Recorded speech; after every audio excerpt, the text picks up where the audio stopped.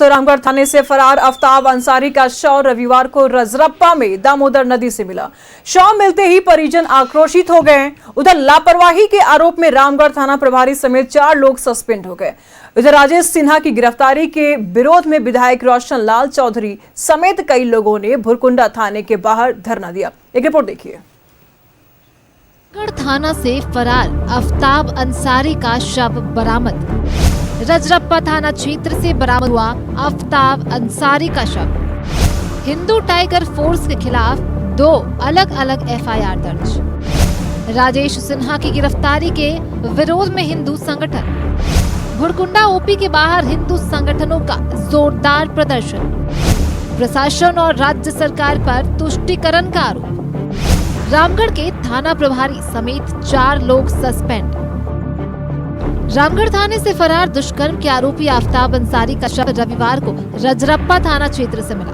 आफ्ताब का शव मिलने के बाद इलाके में तरह तरह की चर्चाएं हो रही हैं। कुछ लोग हिंदू संगठनों पर हत्या का आरोप लगा रहे हैं, तो कुछ लोग नदी में डूबने से मौत की आशंका जता रहे हैं। शनिवार को आफ्ताब रामगढ़ थाना से फरार हो गया। पुलिस हिरासत से भागने के मामले में विभागीय कार्रवाई करते हुए एसपी ने रामगढ़ थाना प्रभारी पीके सिंह और ओटी पदाधिकारी सलीमुद्दीन खान को निलंबित कर दिया। वहीं प्रहरी संतरी में तैनात गृह रक्षक अजय करमाली और नीम चांद माटू को रामगढ़ थाना से सेवा मुक्त कर दिया गया। हिंदू टाइगर फोर्स पर पुलिस ने 2 अलग अलग मामला दर्ज किया है। पुलिस ने हिंदू टाइगर फोर्स से जुड़े और भुरकुंडा के रहने वाले राजेश सिन्हा को गिरफ्तार किया है। उधर राजेश सिन्हा की गिरफ्तारी के बाद हिंदू संगठन से जुड़े लोग आक्रोशित हैं। आक्रोशित लोगों ने भुरकुंडा ओपी के बाहर रविवार को धरना दिया। बड़कागांव विधायक रोशन लाल चौधरी भी धरना में शामिल हुए। वहीं प्रदर्शनकारियों ने कहा कि झारखंड सरकार तुष्टीकरण का राजनीति कर रही है। एक विशेष समुदाय के दबाव में निर्दोष राजेश सिन्हा को गिरफ्तार किया है। पुलिस की कार्रवाई संदेहास्पद है। सरकार के इशारे पर ये सारी कार्रवाई जो आप देख रहे हैं, ये सरकार के इशारे पर की जा रही है। एक जिहादी मानसिकता वाला व्यक्ति जो कि एक आदिवासी हिंदू लड़की के साथ में दुर्व्यवहार करता है, हमारे नाते भाई उसको पकड़ करके थाने में ले जा करके देते हैं। रामगढ़ थाना में वो रहता है और वो व्यक्ति जिसको रामगढ़ थाना में सुपुर्द किया जाता है, वह व्यक्ति थाने से फरार हो जाता है।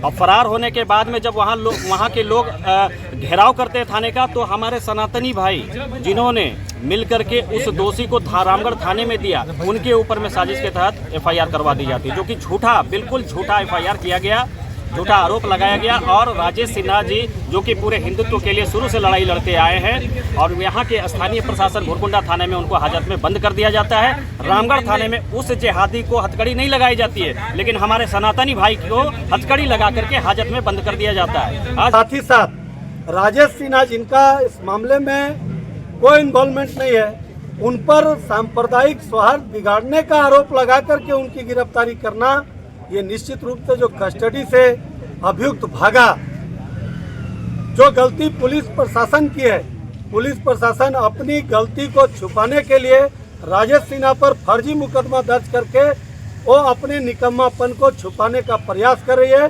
जिसको हम लोग किसी भी कीमत पे बर्दाश्त नहीं करेंगे। अगर राजेश सिन्हा दोषी है, आप उसको सजा दीजिए, हम लोग उस पर कहीं से इफ और बट नहीं करेंगे, लेकिन राजेश सिन्हा इस मामले में पूरी तरीके से निर्दोष है और उनका रिहाई होना चाहिए। लोगों की आवाज को दबाने का जो काम यह सरकार कर रही है, और पुलिस को इसमें मोहरा बनाया जा रहा है, और हिंदुओं को मोहरा बनाया जा रहा है, जिसको हम लोग बर्दाश्त नहीं करेंगे। इस सरकार के खिलाफ हिंदू संगठन और सभी हिंदू हम लोग एकजुट होंगे।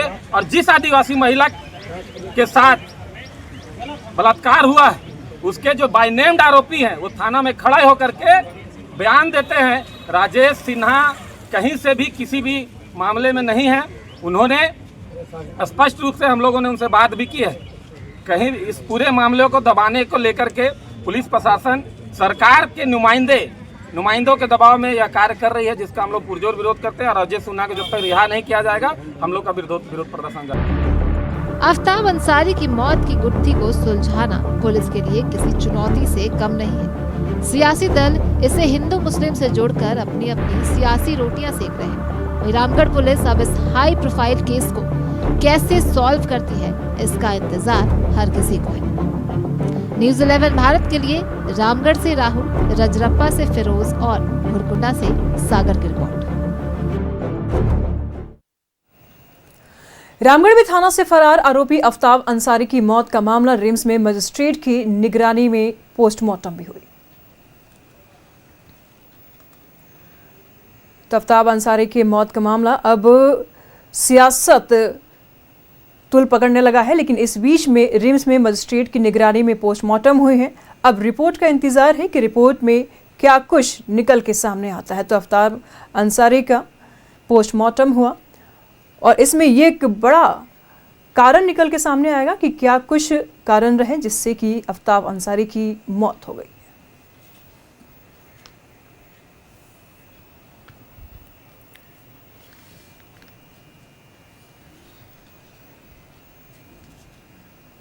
तमाम जानकारी के लिए रिम्स से हमारे सहयोगी अल्ताफ इस वक्त हमारे साथ बने हुए हैं। अल्ताफ, सबसे पहले जान लेते हैं कि आफ्ताब अंसारी का इस वक्त पोस्टमार्टम हुआ है, क्या कुछ जानकारी सामने आ रही है? निशु, पोस्टमार्टम अब से थोड़ी देर बाद होगा। मजिस्ट्रेट बस पहुंचने ही वाले हैं जी। अभी 8 बज रहे हैं, रात के 8 बज रहे हैं और पोस्टमार्टम हाउस के बाहर का नज़ारा मैं आपको दिखाना चाहूँगा।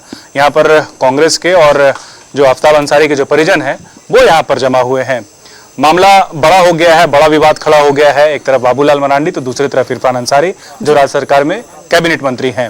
इस वक्त हमारे साथ शहजादा अनवर जो कांग्रेस के वरिष्ठ नेता है वो भी पोस्टमार्टम हाउस के बाहर वेट कर रहे हैं कि आफ्ताब अंसारी का पोस्टमार्टम होगा और उस पोस्टमार्टम में क्या कुछ निकल कर आएगा। हत्या का राज हत्या हुई या फिर कुछ और मामला है, ये तमाम जो सवाल है वो फिलहाल अभी पोस्टमार्टम होने के बाद पता चलेगा। लेकिन जिस तरीके से परिजन कह रहे हैं कि ये हत्या है और दूसरी तरफ कहा जा रहा है कि बीजेपी कह रही है कि हेमंत की जो सरकार है वो एक दुष्कर्मी को जो दुष्कर्म किया है, जो रेपिस्ट उसको बचाने की कोशिश की जा रही है और हिंदू टाइगर फोर्स से जिनको गिरफ्तार किया गया है उनके बचाव में वो लोग उतरे हैं। शहजादा अनवर से बातचीत करते हैं। आप लोग पर ये आरोप लग रहा है कि पहला तो ये कि लॉ एंड ऑर्डर एकदम ध्वस्त है आपके शासन काल में, सरकार आपकी है, लॉ एंड ऑर्डर प्रशासन भी आपका है, बावजूद इस तरह की घटना हो जा रही है, हादत से लोग फरार हो जा रहे हैं। अब ये आरोप लग रहा है कि आप लोग एक रेपिस्ट को बचा रहे हैं। भारतीय जनता पार्टी के नेताओं को ये स्पष्ट करना चाहिए कि वास्तव में वो कहना क्या चाहते हैं।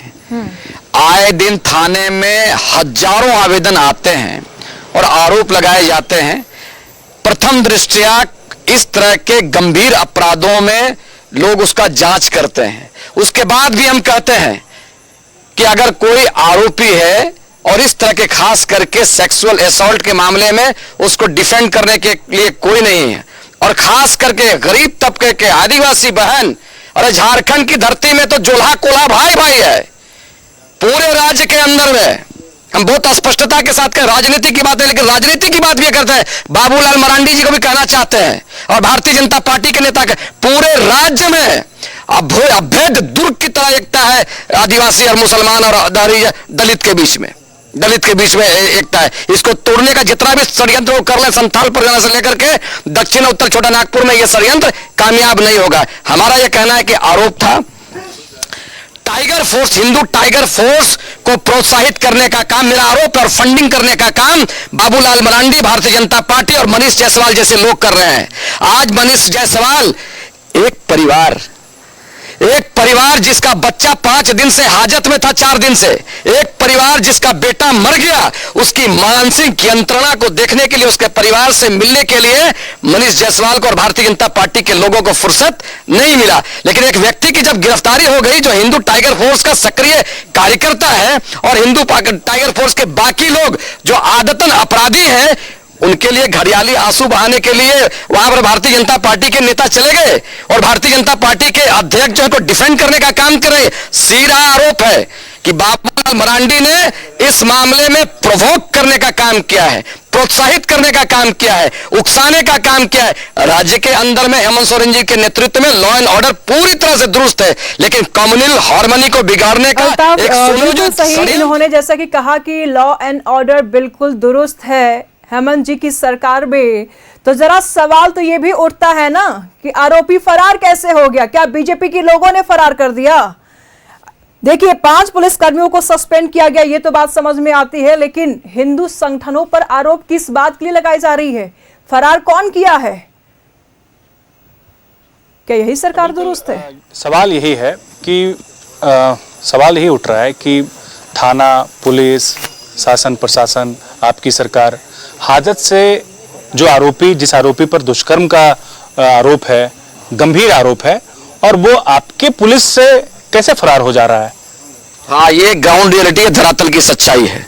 धरातल की सच्चाई, उसको कोई नकार नहीं सकता है। इस मामले में निश्चित तौर पर इसमें जानबूझ करके इंटेंशनली हमारा आरोप था, और हम लोगों ने कहा इस बात को, वहां पर पुलिस के कप्तान से कहा, हम लोगों ने लिख करके दिया है, तो सरकार ने एप्रोप्रिएट एक्शन लिया है। सस्पेंशन की कार्रवाई हुई है, डिपार्टमेंटल प्रोसीडिंग की कार्रवाई आगे बढ़ रही है। हम लोगों ने आगे कहा कि इस पर डिसाइसिव एक्शन होना चाहिए, और वरीय पदाधिकारियों से बात हुई। इसको कोई छुपाने की बात नहीं है, इसको कोई छुपाए, निश्चित तौर पर इसमें लापरवाही है। सदर थाने में, रामगढ़ शहर के सदर थाने में इस तरह की बात हुई, गंभीर मामला है, और इसी वजह से सरकार ने गंभीरता दिखाते हुए पुलिस के लोगों ने इस पर एक्शन लेने का काम किया है। यह बहुत दुर्भाग्यपूर्ण बात है, बहुत दुर्भाग्यपूर्ण बात है, और इसकी विस्तृत जांच होनी चाहिए कि इस प्रकार से कोई गंभीर अपराध का आरोपी जो है वो कैसे वहां से निकल सकता है। इस मामले में बहुत बड़ा षड्यंत्र की बू आ रही है, और इसकी जांच भी होनी चाहिए। इस जांच की मांग हमने किया है, इसको हम नकार नहीं सकते।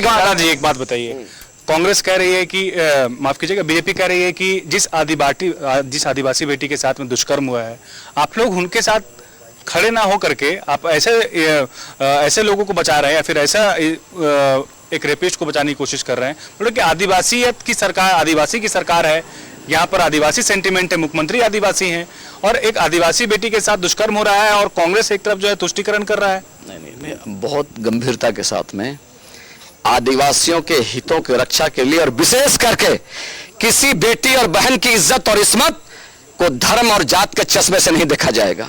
अगर हमारी बेटी और बहन के साथ में किसी तरह का मामला हुआ, इनको यही तो टोकिएगा, ये धर्म और जात की बात करते हैं। अभी इन्होंने थोड़ी देर पहले कहा कि आदिवासी और जोल्हा मुसलमान भाई भाई है। जब आदिवासी बेटी के साथ दुष्कर्म होता है तो इरफान अंसारी जाकर के उनसे मुलाकात नहीं करते, उनके परिजनों से मुलाकात नहीं करते हैं, लेकिन आरोपी के घर में वो जरूर पहुंच जाते हैं। दूसरी बात ये जो बार बार आरोप लगा रहे हैं कि यहाँ पर जाति और धर्म की बात नहीं आती है, तो अपने ही बयानों से ये 2 सेकंड में कैसे पलट जाते हैं? कोई भी आरोपी को डिफेंड करने के लिए नहीं है, कठोरतम कार्रवाई उस पर होती, हम उसका समर्थन करें। एक सवाल ये भी लोग उठा रहे हैं कि ठीक है, आप ये कह रहे हैं कि आरोप लगा था, आरोप गठित नहीं हुआ, कन्विक्टेड नहीं थे, वो आरोप लगा था, दोषी करार नहीं हुए थे, लेकिन जिसने आरोप लगाया जो पीड़िता है, क्या कांग्रेस ने उसका जाकर के हाल लिया? क्या सूद लिया कांग्रेस के नेताओं ने? उनके घर पे गए? भाई वो मौका मिला कहाँ? वो बातें पब्लिक डोमेन में जब से आई हैं तब से ये घटना हो गया, तब से गिरफ्तारी का मामला हो गया, तब से मारपीट का मामला हो गया, उसके बाद में हत्या का मामला हुआ। हम लोग को सांस लेने का भी मौका मिला क्या है? अरे हम तो ये बोलते हैं, हम काउंटर कर रहे हैं बात को कि जो निर्वाचित जनप्रतिनिधि, इस पर सियासत तो गर्मा ही गई है, और लगातार विपक्ष सत्ता पक्ष के ऊपर आरोप लगा रही है, तो वही सत्ता पक्ष जो है वो विपक्ष के ऊपर आरोप लगा रही है। लेकिन सवाल ऐसे में ये जरूर उठ जाता है अल्ताफ कि क्या बीजेपी जेल के अंदर घुस करके आरोपी को बाहर निकाली थी? हत्या के आरोप आखिर किस बेस पर लगाते हैं? फिलहाल ये तो जानने की विषय होगी। फिलहाल बहुत बहुत शुक्रिया अल्ताफ तमाम जानकारियों के लिए। लगातार सत्ता पक्ष बीजेपी के ऊपर आरोप लगा रहा है कि हत्या बीजेपी के कारण हुई है, उनके बयानों के कारण हुई है, बाबूलाल मरांडी के कारण हुई है, उनके बयानों के कारण हुआ। लेकिन सवाल ऐसे में यह भी उठता है कि बीजेपी के कौन सा नेता जेल के अंदर गया था? लॉ एंड ऑर्डर किसका है? सरकार किसकी है? तो जिम्मेदारी किसकी बनती है?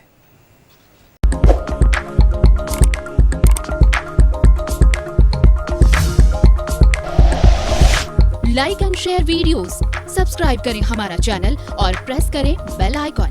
न्यूज़ 11 भारत, सच है तो दिखेगा।